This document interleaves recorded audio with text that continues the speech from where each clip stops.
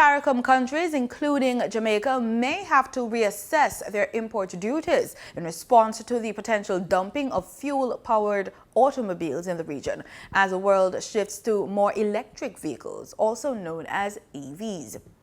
CARICOM Assistant Secretary General Joseph Cox suggested this course of action during the recent 103rd special meeting of CARICOM's Council for Trade and Economic Development.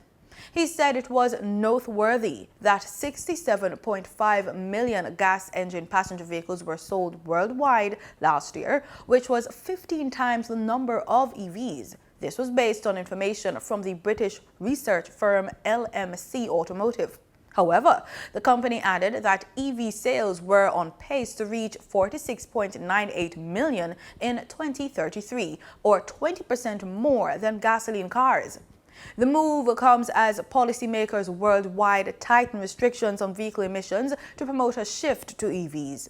The Assistant Secretary General says, quote, "It is time that, as a region, motor vehicles are recognized as tools of trade rather than for pleasure, and in doing so, reassess the applicable import duty framework, which would actively discourage the dumping of vehicles in our markets when the transition to EVs become more pronounced."